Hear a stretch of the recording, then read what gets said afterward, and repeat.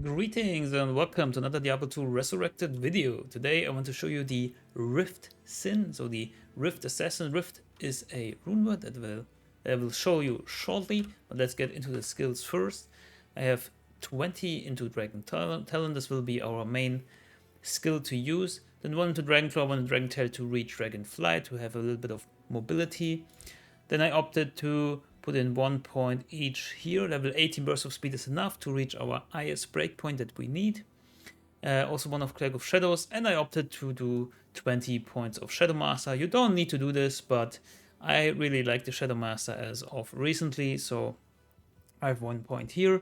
And into Trap to put the rest into Death Sentry, maxed it out for a nice radius on the Corpse Explosion. I put in 9 points in the Fire Blast to have more shootings here. It shoots 8 times now. I don't know if you need it, but I like it to be a little bit convenient.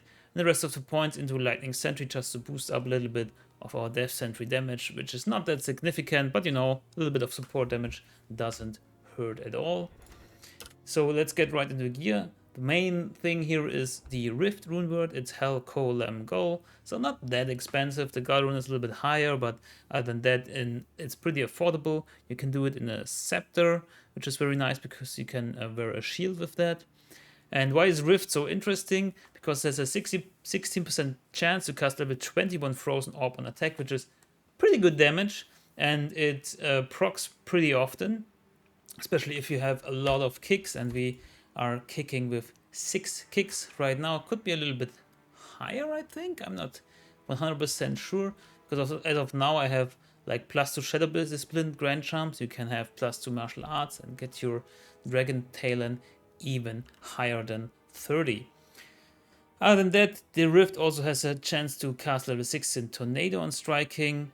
It has like a bonus to attack rating, it has plus magic damage, plus fire damage, strength, dexterity, all that good stuff. But the main thing again is the Frozen Orb on attack. That's why we also wear Nightwing's Veil to boost up our cold skill damage and get a little bit of -2 enemy cold resistance in here with the cold facet socketed in it.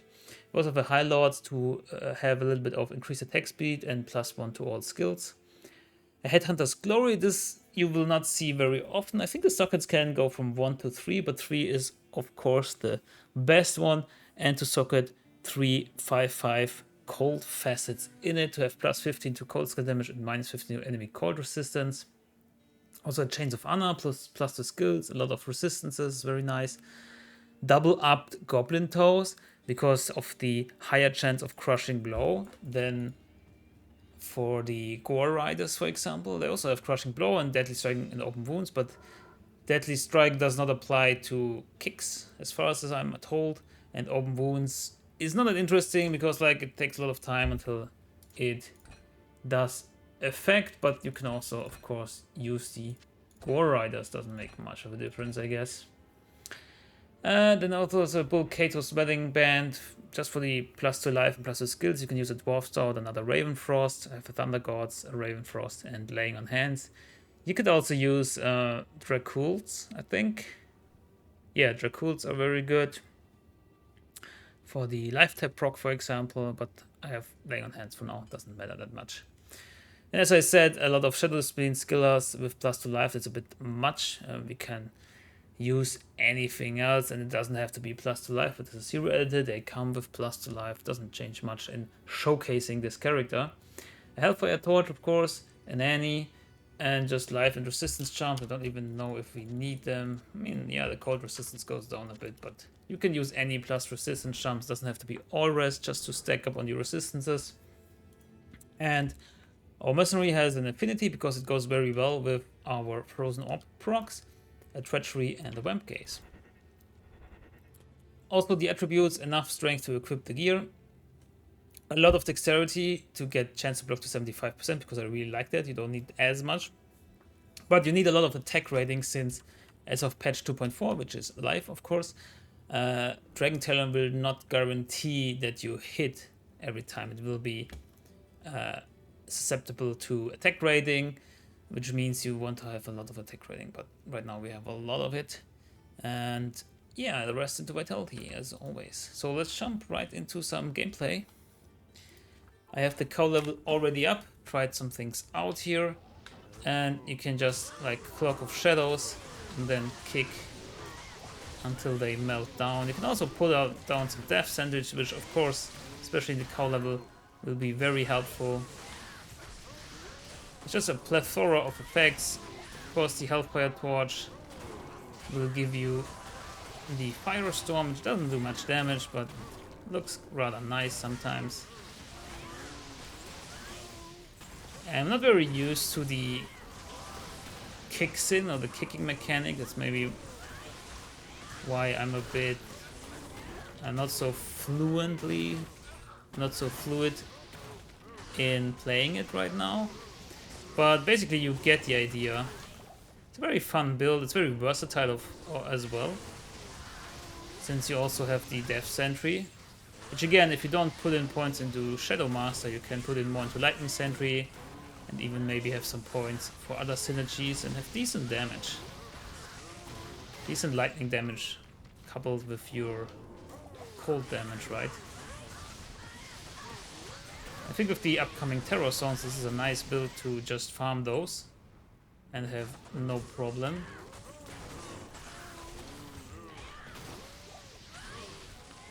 Yeah, that's for cows. Let's showcase. We killed the Cow King here as well.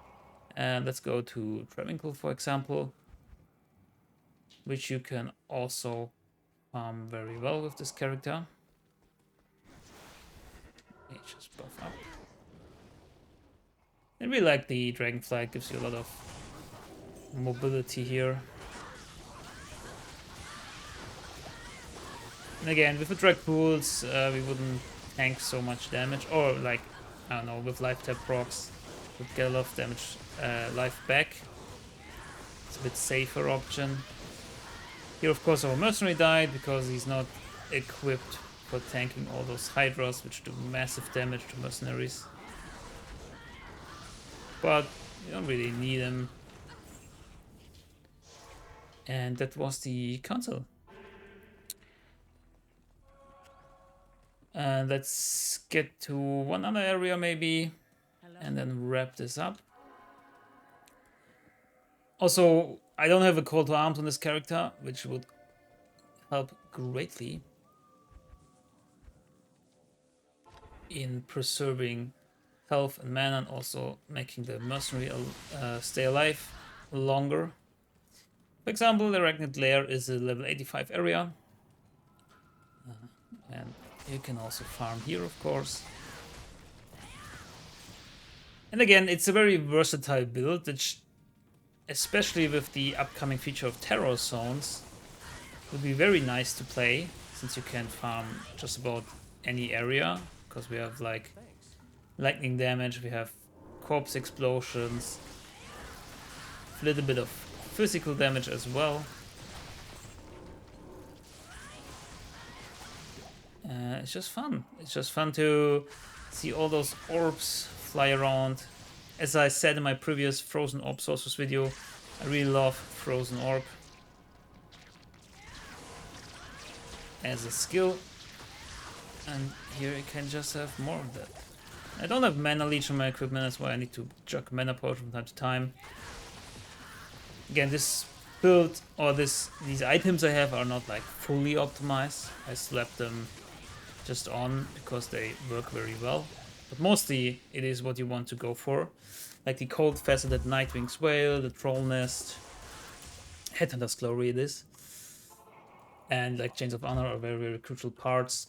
I mean, I wouldn't say crucial. You can rock this build without all these endgame pieces, of course. But yeah, this was it just for the showcase. I hope you enjoyed it. If you did, please leave a like and consider subscribing. And I see you in the next video. Until then, good luck, have fun, and goodbye.